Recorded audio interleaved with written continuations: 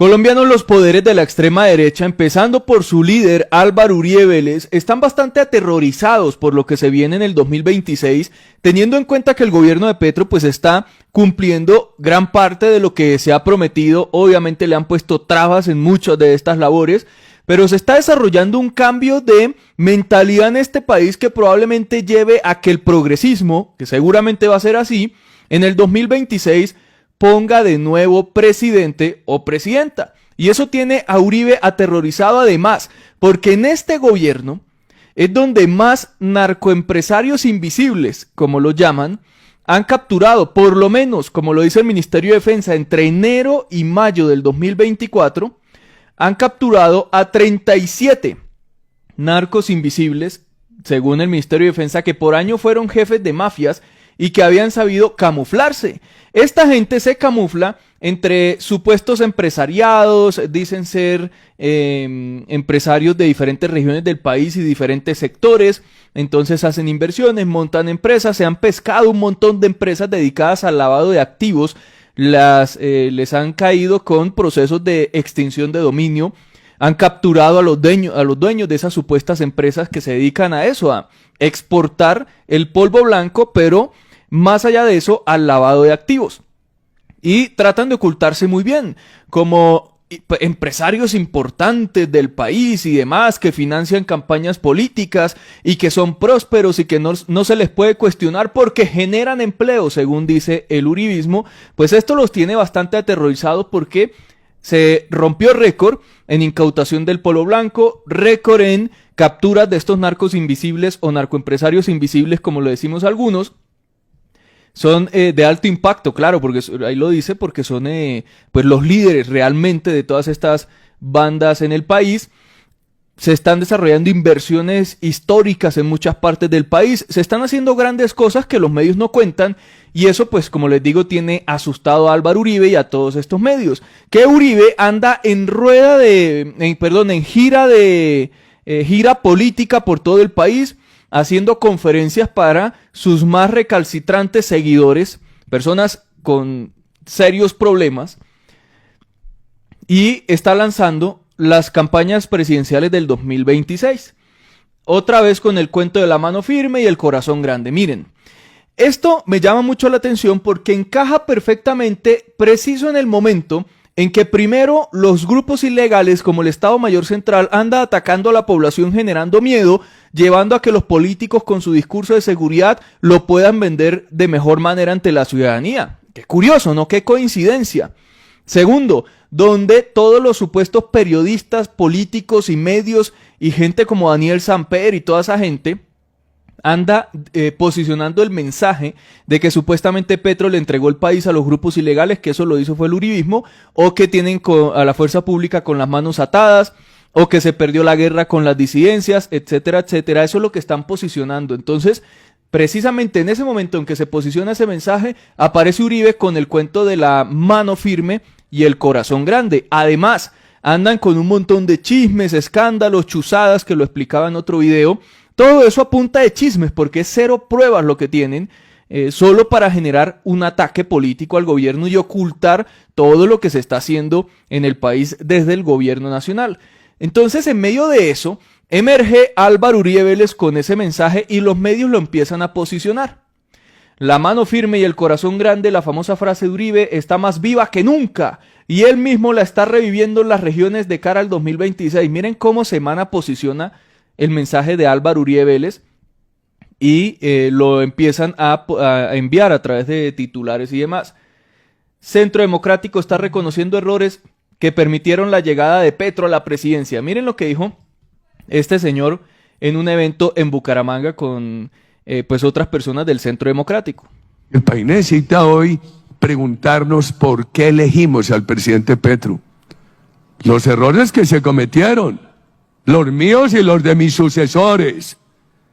Y este país tiene... Elegimos a Petro porque estábamos mamados de esta cantidad de ratas que había en este país y corruptos que todavía están en parte en el gobierno y toca sacarlos. Gente que quedó ahí, son los rezagos de toda esa corrupción de antes del gobierno de Petro y personajes que se metieron en el progresismo y que finalmente eran un poco de bandidos. A esos también hay que sacarlos. Eso es una tarea que está haciendo ahorita el presidente Petro. Están depurando el Estado, porque hay un montón de personajes ahí que no deben estar y después van y cometen actos de corrupción y a quién se lo achacan. Pero vean la preocupación de Uribe porque se eligió a Petro y no a su candidato que ahora está siendo investigado por la Fiscalía por presunta financiación ilegal y vulneración de topes, que es Fico Gutiérrez, o el candidato Rodolfo Hernández, que fue condenado a 5 años de prisión por corrupto. Esos candidatos, esos son los errores que cometió Álvaro Uribe. Los de mis sucesores. Y este partido tiene que hacer una afirmación de principios, pero al mismo tiempo una autocrítica. Conocer el pasado para bien y para mal, afirmar los principios y proyectar el futuro. Claro, ojalá todos los colombianos conociéramos el pasado para no volver a los falsos positivos, para no volver a las violencias políticas, para no volver a hechos de corrupción, que es lo que estamos tratando de superar, difícil, pero es lo que estamos tratando de hacer, para no volver a que políticos con sus políticas generen la creación de todo tipo de grupos ilegales, generen la creación de guerrillas, como estuvo el abuelo de Paloma Valencia, cuando bombardeó por allá a un grupo de campesinos, o como cuando se crean las Convivir y se empiezan a impulsar los paramilitares, etcétera. Todo eso, o sea, la historia de este país, en cuanto a corrupción, violencia, miseria, la han creado políticos con ese tipo de prácticas políticas, iniciativas, corrupción, etcétera, y son los que han gestado todo lo que hemos tenido en Colombia. Si Colombia no tuviera nada de eso, mejor dicho, si Colombia no tuviera políticos de la derecha, este país estuviera en el primer mundo. Es que es un país rico, tiene con qué competir en muchos sectores y en muchos ámbitos. Pero lamentablemente es algo que apenas estamos entrando a superar. Futuro. Nosotros no podemos ser el partido del viejo orden. Si creemos... Claro, pidiendo guerra y plomo, pues no van a ser el partido del viejo orden, ¿no? Porque no promueven otra cosa. Que vamos a salir de este problema simplemente proponiendo el regreso al viejo orden. El pueblo colombiano no vota por nosotros y no... Salir del problema, claro, Petro los tiene en un gran problema, como inicié en el video. Están cayendo los narcoempresarios, las toneladas de la blanca, de la verde, están incautándoles o destruyendo la maquinaria de minería ilegal, que en el Cauca pues es algo que financia de sobremanera a los grupos ilegales, por ejemplo. Están denunciando y sacando un montón de corruptos del gobierno, se están liberando las entidades del Estado y el mismo ejército y la policía de una manada de corruptos. Eso es lo que tiene tan preocupado a Álvaro Uribe al parecer, o presuntamente. Nosotros nos tenemos que preparar para ganar las elecciones del 26, queridos jóvenes de Cali, del Valle del Cauca. Ah, bueno, ahí estaba en Cali, pensé que era el de Bucaramanga. Entonces, está aterrorizado este señor, que mientras tanto el periodismo sigue encontrando cosas. Por ejemplo, la revista Raya reveló hace algunos días que en unas interceptaciones que le hicieron a Diego Caena y a Álvaro Uribe en su momento, Álvaro Uribe estaba preocupado por la captura del narcopiloto de Providencia, quien lo había transportado en la campaña presidencial de Iván Duque, mientras su entorno desacreditó la noticia. O sea, sí les preocupó cuando les capturaron a ese narcopiloto, que esto lo explica acá Julián Martínez, tras esta denuncia de la revista Raya. Revista Raya, www.revistaraya.com, acaba de revelar una interceptación telefónica de la Fiscalía, es decir, legal, de una conversación entre Álvaro Uribe y Hernán Gómez Niño, exfuncionario de la Gobernación del Meta y hermano del piloto de la campaña de Iván Duque, de Álvaro Uribe y de Jennifer Arias, que murió en 2019 transportando cocaína del cartel de Sinaloa en una población de Guatemala. Esta conversación es muy importante porque el expresidente Álvaro Uribe y el señor Niño hablan de las investigaciones de Gonzalo Guillén y del periodista Julián Martínez en la Nueva Prensa, dado que revelaron los vínculos entre estos narcopilotos y las campañas del Centro Democrático.